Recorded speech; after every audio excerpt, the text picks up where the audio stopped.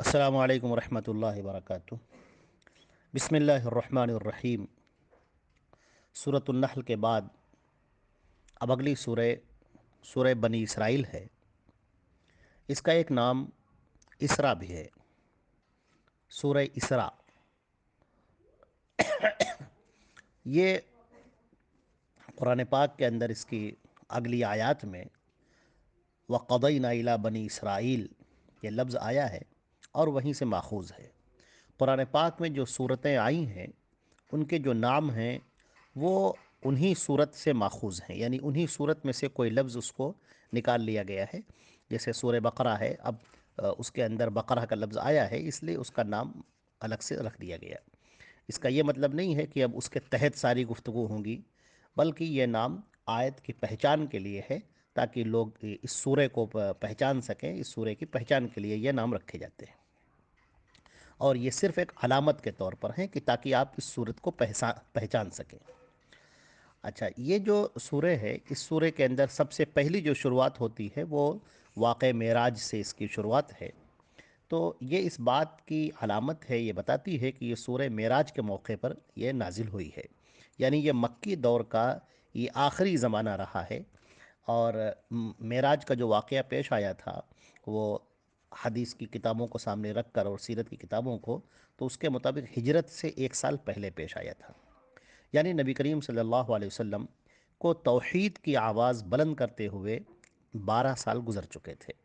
مخالفین کی تمام مزاحمت تھی، اور اس کے باوجود آپ کی عرب اللہ تبارک تعالیٰ نے آپ کی آواز چاروں طرف پھیلا دی۔ گوشے عرب کے گوشے گوشے میں آپ کی آواز جو ہے وہ پہنچ چکی تھی، اور اب اللہ نے یہ مقدر کر دیا تھا کہ آپ مکے سے ہجرت فرمائیں اور مدینہ منورہ تشریف لے جائیں۔ تو اب انہی صورتوں میں یہ انہی حالات میں معراج کا واقعہ پیش آیا۔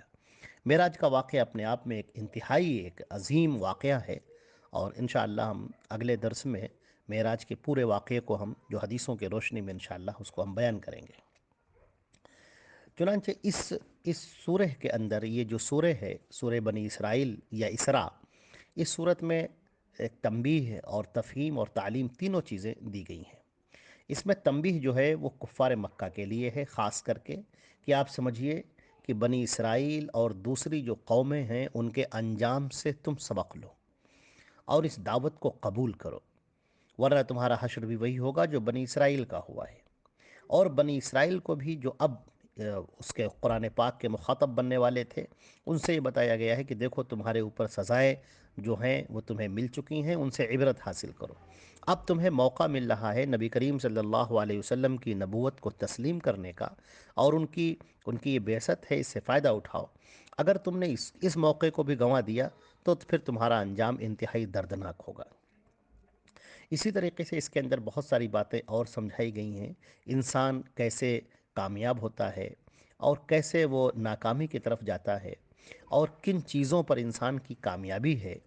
اس کے اندر اللہ رب العزت کی توحید کا بیان ہے، اور آخرت کا بیان ہے، نبوت کا بیان ہے، قرآن پاک کے برحق ہونے کی دلیلیں پیش کی گئی ہیں، اور اس طریقے سے ان بہت سارے سوالات کے جواب دیے گئے ہیں جو کفاروں کی طرف سے پیش آتے تھے، اور جو ان حقیقتوں کو جب نہیں سمجھ پاتے تھے اور اس کے اوپر ان کے ذہن میں جو ایک خلجان ہوتا تھا، ان کے ذہن میں جو سوالات اٹھتے تھے، جو شبہات ہوتے تھے، ان بنی اسرائیل کی ان آیتوں میں اس کا جواب دیا گیا ہے۔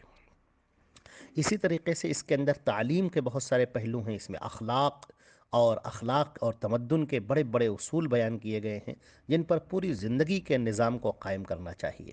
یعنی کہ ایک ایسی چیز آپ کے سامنے پیش کی جا رہی کہ آپ اپنی زندگی کیسے گزاریں، آپ کا معاشرہ کیسے اچھا ہو، کیسے عمدہ ہو، لوگوں کے ساتھ سلوک آپ کا کیسا ہو، لوگوں کے ساتھ برتاؤ آپ کا کیسا ہو۔ نبی کریم صلی اللہ علیہ وسلم کو ان ساری باتوں کے ساتھ میں اس میں ہدایت دی گئی ہے کہ جب مشکلات کا جب وقت آوے، یعنی جو مشکلات کا جو یہ طوفان ہے، اس کے اندر آپ اپنی مضبوطی کے ساتھ آپ اپنے موقف پر جمے رہیں، اور یہاں اپنی پوری استقامت کے ساتھ اور پوری طاقت کے ساتھ، پوری قوت کے ساتھ آپ اسلام کی دعوت دیتے رہیں۔ اور مسلمانوں کو یہاں پر تلقین کی گئی ہے کہ پورے صبر اور سکون کے ساتھ حالات کا مقابلہ کریں، اور تبلیغ اور اصلاح میں اصلاح کا جو کام ہے، تبلیغ کا اور اصلاح کا، اللہ کی دعوت کو پہنچانے کا، اس میں اپنے جذبات پر قابو رکھیں۔ اور اسی سلسلے میں تزکیہ نفس کے لیے ان کو نماز کا طریقہ بتایا گیا ہے۔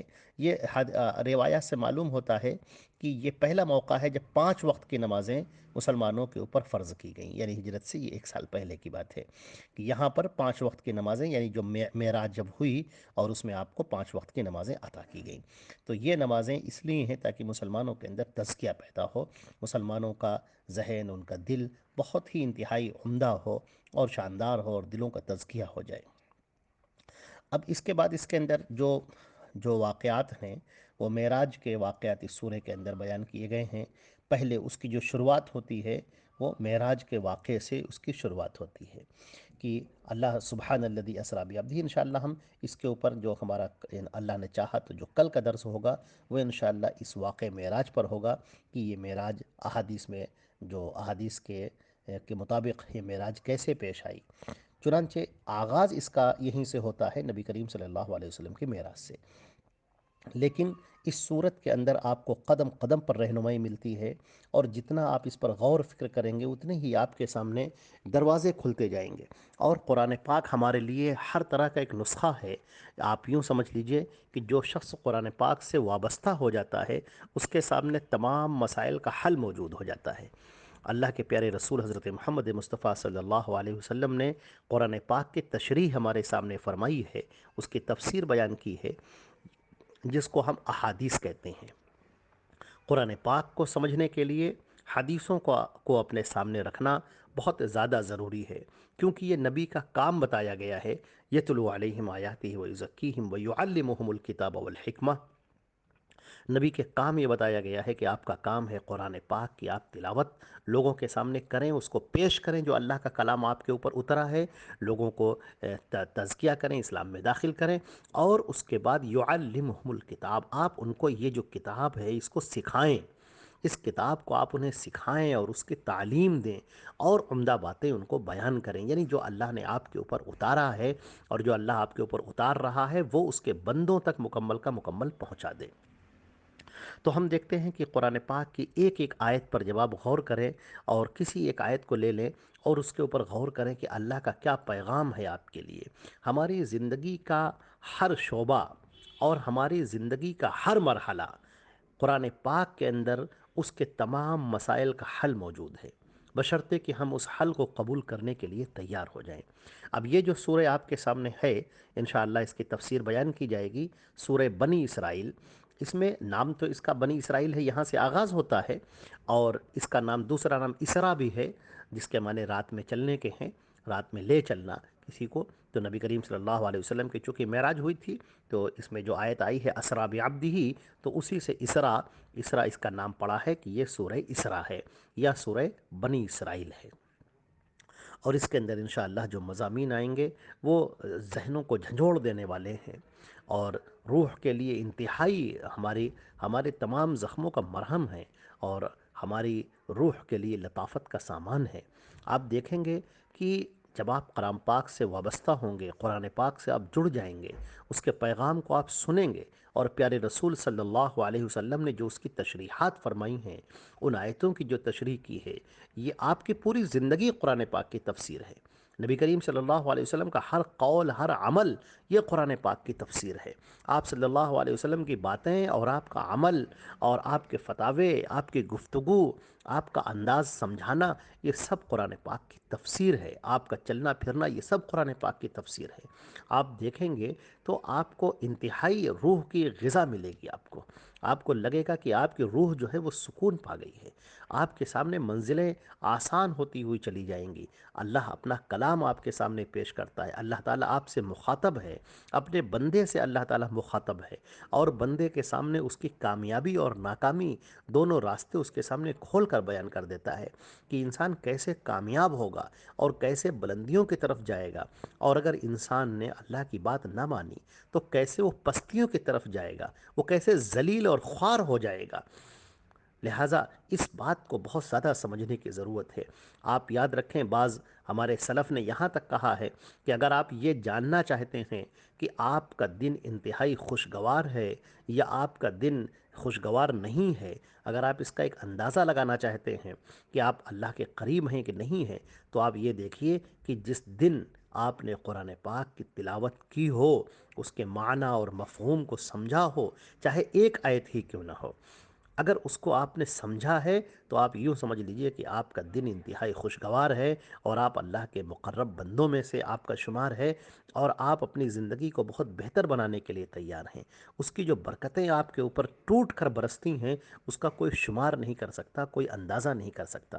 لہٰذا میری ایک درخواست ہے آپ تمام لوگوں سے کہ تفسیر کو سننے کا ایک اپنا مزاج بنائیں اور اپنے معمول میں رکھیں۔ صبح سے لے کر رات تک جب بھی آپ کو موقع ملے، دن بھر میں کسی بھی وقت میں آپ اس تفسیر کو سنیں۔ ایک آیت کی تفسیر یا دو آیت کی تفسیر عام طور سے ہوتی ہے، آپ دیکھیں کہ اللہ کا پیغام کیا ہے، اللہ کے رسول نے کیا بیان فرمایا ہے۔ اس طریقے سے آپ بہت قریب ہوتے جائیں گے، اور اللہ رب العزت نے جو پیغام اپنے بندوں کے لیے اتارا ہے، آپ اس کو سمجھیں گے۔ جب آپ سمجھیں گے تو آپ دیکھیں گے کہ آپ کے تمام مسائل کا حل قرآن پاک میں موجود ہے۔ آپ کی بلندی اور آپ کی عظمت اور آپ کو بلندیوں پر لے جانے کا راستہ سب قرآن پاک کے اندر موجود ہے۔ جو شخص قرآن پاک سے وابستہ ہو جاتا ہے، آپ یقین کریں کہ وہ ایک اپنی منزل کو پا لیتا ہے۔ اس کی زندگی میں ایک بہار آ جاتی ہے، ایسی بہار جس کا وہ تصور نہیں کر سکتا، جس کے بارے میں وہ سوچ نہیں سکتا۔ تو اللہ رب العزت ہمیں اور آپ کو قرآن سے وابستہ ہونے والا بنائے۔ اور حدیث شریف میں بھی آتا ہے، خیرکم من تعلم القرآن وعلمہ، تم میں سب سے بہتر وہ ہے جو قرآن پاک کو سیکھے اور اسے دوسروں کو سکھائے۔ تو اللہ رب العزت ہمیں اور آپ کو قرآن پاک پر عمل کرنے والا، اس کو سیکھنے اور سکھانے والا بنائے، اور اللہ رب العزت ہم کو اس لائق بنائے کہ ہم اس تفسیر کو سننے کے بعد اسے دوسروں تک بھی پہنچائیں اور دوسرے حضرات تک بھی اس کو شیئر کریں اور پہنچائیں۔ اللہ رب العزت ہمارے تمام اعمال کو اپنے لیے قبول فرمائے اور ہمارے لیے ہدایت کا سامان فراہم فرمائے اور ہمارا خاتمہ ایمان پر فرمائے۔ السلام علیکم ورحمۃ اللہ۔